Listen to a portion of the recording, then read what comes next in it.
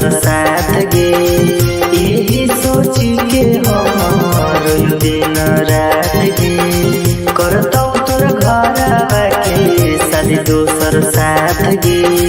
यही सोची के हम दिन रात गे अब होई जाइमी पगलिया न जा।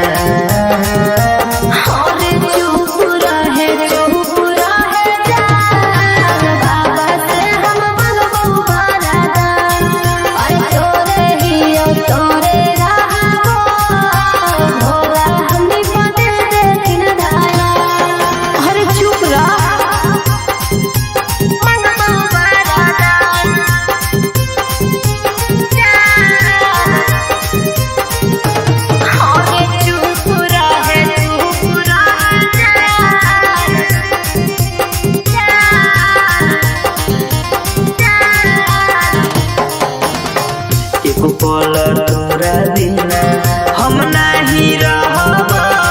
बाबा के दरबार में तोहरे के मांगब, तोहरे के मांगब। एको पल